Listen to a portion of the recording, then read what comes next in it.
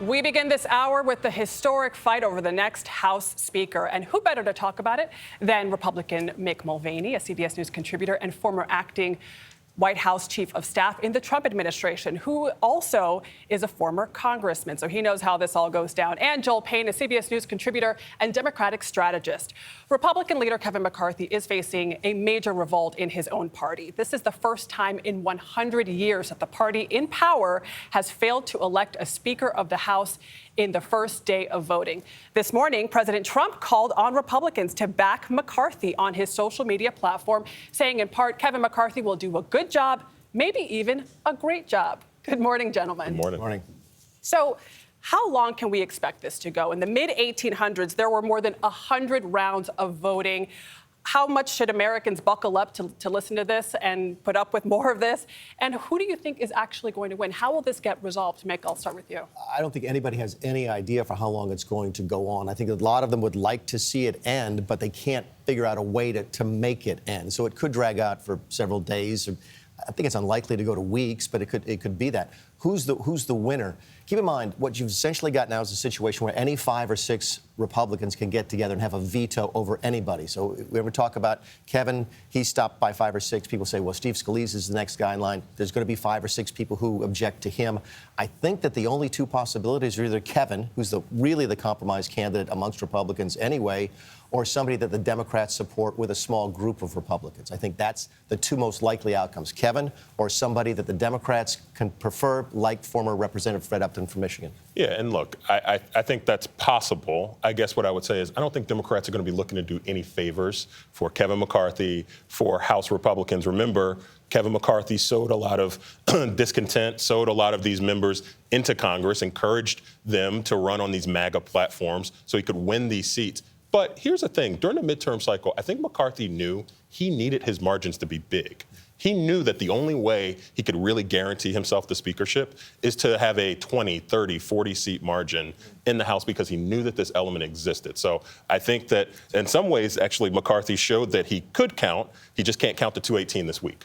Well, so let me ask you about that, Mick. Of course, Kevin McCarthy flew out to Mar-a-Lago to take that photo with President Trump after January 6th. The former president just endorsed again Kevin McCarthy on Truth Social.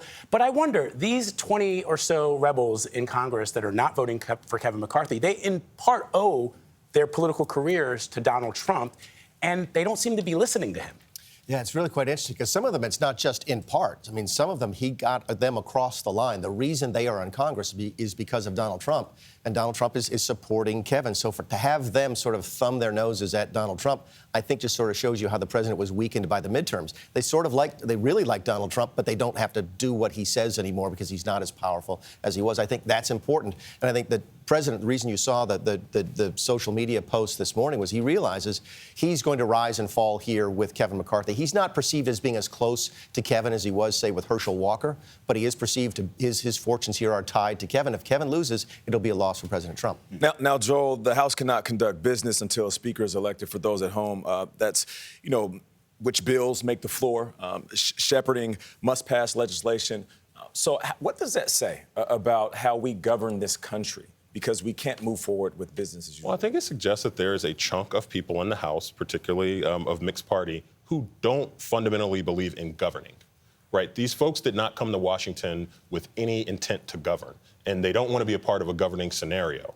And the fact that they are creating chaos is actually the point. Like the chaos is the point. I do think, just taking a step back here, looking from the Democratic perspective, President Biden, think about what he's doing this week. He's in Kentucky today with Republican governor of Ohio, Mike DeWine, and Senate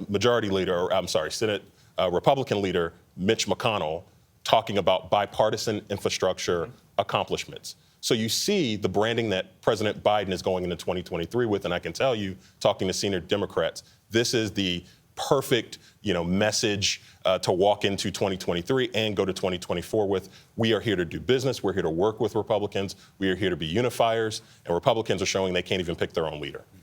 It's an interesting split screen when you think about it like that. Mick, what do you know about what's going on behind closed doors? They were surely burning the midnight oil at the Capitol last night. What can you tell us? Yeah, I was in the building most of the day yesterday. It was in the chamber for the vote and so forth. And there's a bunch of different dynamics, as you would expect. There's folks trying to put pressure on the Never Kevin group. There is some discussion about, well, what happens if Kevin falters? Not much of that yet, because again, I don't think there's another choice beside Kevin.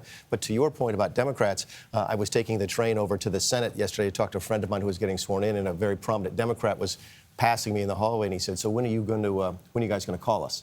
So that's the dynamic that's in play here. Everybody knows. But Mick, that and Joel, that is an interesting, fascinating nugget there. That somebody like Fred Upton could be a speaker that Democrats rally around, even though they've said that they're going to stay in that chamber until those votes happen. Fred Upton can go on tonight and say, look, if you elect me Speaker, I won't do any investigations. I won't do any abortion or gay marriage legislation. Support me. And he could get 20 Republicans and every Democrat, because that's one of the things you could give them is no investigations for the next 2 years. And Joel, you're hearing that could happen. I think it's possible. Hakeem Jeffries is not in any rush again to help Kevin McCarthy here, but his issues do matter to him. So if there is a compromise candidate that does allow Democrats to protect the things that they care about and forward the issues they care about, I think that is a possible conversation. Also, you got to remember, there are a lot of Democrats in that House Democratic caucus who don't think that the House necessarily works well either. You saw some videos of AOC, other Democrats who were kind of having some strange bedfellow conversations with folks like Matt Gaetz yesterday. And while they don't agree on anything, one thing they do agree on is that that body has not worked the way they've wanted it to work. Quickly, speaking of Gaetz, what do you make of this statement? If you want to drain the swamp, you cannot put the biggest alligator in charge of the exercise. I think that says a lot about the fractious nature of the GOP. It's a great one-liner, but how does it move the ball in the right direction? Okay, my response to Matt is, okay, Matt, that's fine. So who do you want for Speaker? And that was one of the questions I kept asking these folks yesterday is, give me a name. Give me somebody. Who you don't like Kevin, I get it. Give me a name. Jim Jordan, who doesn't want it. And Jim Jordan, who can't get the votes. I mean, they're just not possible. Again, any Republican would have to, essentially faces a veto of any 5 or 6 members. So when you can make one-liners like that, you can do real well on social media. You can get a lot of media attention.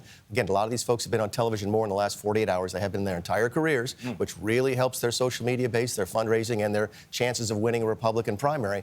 But it doesn't move the ball in the right direction. Good one-liner. I don't know if I want to follow Matt Gaetz politically down a dark alley. I would just say that. All right, Mick Mulvaney, Joel Payne, always great to have both of you here in studio. Thank you very much.